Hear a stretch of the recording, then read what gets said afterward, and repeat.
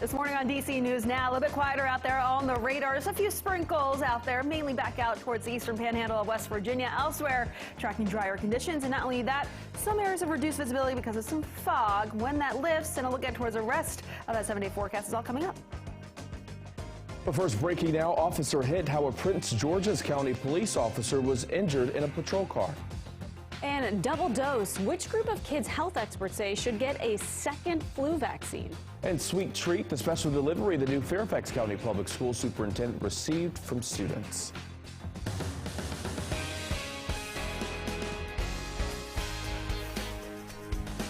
All right, we're coming up on 6 o'clock on this Thursday morning. Thanks so much for joining us. I'm Corey James. Good morning. I'm Tanaya Wright. You will get a taste of fall when you head outside this morning. Live look outside over our nation's capital. It's been a gloomy few days across the DMV, but things are going to change, hopefully. Let's go to Jackie for the answers to that question. Jackie, what can we expect today? Well, we'll see mainly cloudy skies to start, and then we'll see emerging sunshine developing later on this afternoon, allowing those temperatures to run back up into the upper 70s to right about 80 degrees. Radar, though, out there right now, just a few sprinkles. Those have since dissipated over the last, say, hour or so across portions of the eastern panhandle of West Virginia. Elsewhere, we're tracking those drier conditions, just some areas, some patchy, dense fog that is reducing visibility right now. But we do have some coastal flood advisories to talk about. It does include the district, D.C., that coastal flood advisory until 9 a.m. We do have high tide right about 7 a.m., so we could see the potential for some of that minor flooding around that high tide right along those low-lying coastal areas around that time. For Anne Arundel County, that's until 7 a.m. this morning, but for St. Mary's County and extending even right along parts of the Virginia coastline just south of St. Mary's County, the St. Mary's County one, that's until 4 p.m. this afternoon. That's where we could see some minor to moderate coastal flooding on some of those low-lying areas. So something to keep in mind through the afternoon today. Visibility, as I had mentioned before, down to about a mile, though, out towards Kaiser and Woodstock. So if you're in those areas, please take it slow on your travels. Temperatures are right now into the 60s, right about 70 or right at the 70-degree mark in D.C., 68 in Manassas, right near 70 out towards Culpeper. For the school bus forecast for those kids heading out there this morning, we'll see mainly cloudy skies and temperatures varying into the upper 60s through about 8 a.m. And as we get towards this afternoon, we'll see high temperatures right around 80. More details coming up with that 7-day. But right now, I'll toss it over to Shanika with the very latest on traffic. How's it looking out there? Well, we're still monitoring this crash out of northern Virginia. This is in Alexandria, 395 headed northbound. It's not looking so hot right now. So that crash has moved to the right shoulder. It happened right near the right shoulder near Edsel Road. So you can see a little slowdown in that area if you look very closely. But that's good news because it doesn't look like those delays are going to build anymore. Hopefully, fingers crossed.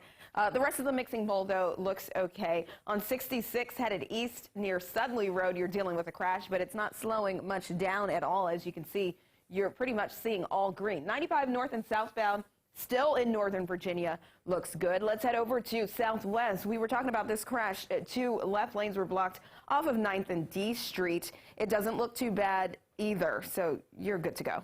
Over to you. All right, Shanika, thank you. Your time right now is 6:02. Breaking now, a nearly 9-hour standoff in Northwest D.C. ends overnight. It happened at the intersection of Georgia and Jefferson. Video from our contributor Larry Calhoun of DC Real-Time News shows officers responding to the scene. Police say a man who was naked and in mental health crisis was jumping from rooftop to rooftop. According to police, the man also fired shots, but no one was hurt. Breaking now, a wild scene in Prince George's County overnight. That's right. DC News Now's Lex Juarez joins us now live to explain exactly what happened. Lex, good morning. Well, police lights filled the streets here at DeWitt Avenue and Byers Street last night after police arrested 2 people who rammed multiple police cruisers. Our contributor Larry Calhoun with DC Real-Time News was on the scene and shot some video for us. Police say it happened just before 9:15 when officers saw a car that was illegally parked on Walters Lane. Police say that as officers walked up to that car, the driver sped off, ramming multiple police cruisers and hitting 1 officer. The driver of the car and the passenger made it all the way here to Byers Street before they were taken into custody. Now, that officer who was hit by that car does have non-life-threatening injuries. Police say that they also confiscated a handgun here at the scene. Live in Prince George's County, I'm Lex Juarez, DC News Now. Thank you, Lex. Developing now, a family demanding justice. It has now been 2 years since 21-year-old Peyton Marshall was shot and killed in Prince George's County. The family of the Woodbridge man stood for Peyton in front of police headquarters in Upper Marlboro yesterday. According to police, Marshall was supposed to be meeting someone when he was shot and killed inside of a car in Adelphi. 2 years later, investigators say they still don't know who shot him. His mother says she has not heard anything from police about this case and decided protesting was the only way to get answers. Investigators finally came out and spoke with the family after more than an hour of them holding signs in front of the department.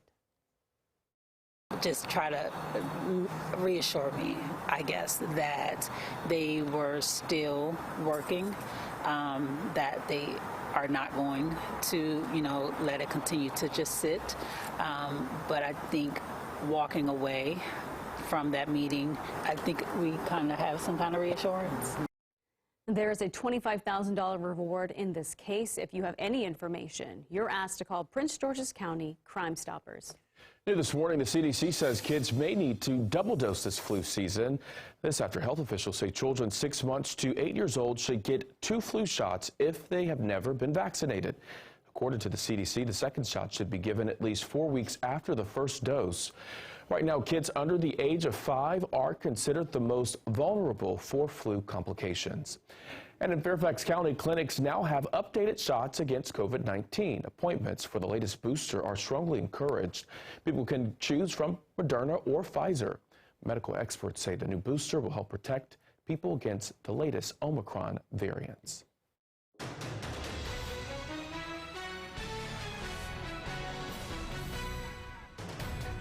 Your local election headquarters is tracking the changes for some Frederick County, Maryland voters. Now, the County Board of Elections says that these changes will impact this year's race for governor. There will be a new early voting site and ballot drop box. That new site is in the Myersville Town Hall Community Room. That's located on Main Street, right near Monument Road. This location replaces the Middletown Primary School, which was used during the primary election. Early voting starts October 27th and will go through November 3rd. Locations will be open from 7 in the morning until 8 in the evening. And breaking now, a suspect is in jail this morning after Memphis police say he went on a killing spree. That violent rampage lasting for hours, leaving 4 people dead and 3 others injured. Police say 19-year-old Ezekiel Kelly walked into an AutoZone store and fired shots while people were nearby. When we heard the shots, so we ran to make sure everybody was secure that was with us. Then we saw the man come out from the door from the AutoZone, get in the car and took off speeding. And then we went inside, and the man was on the ground. The man was on the ground bleeding. He was a Hispanic male in a lot of pain. According to the mayor of Memphis, Kelly was released from jail in March after serving nearly a year of a 3-year sentence for aggravated assault.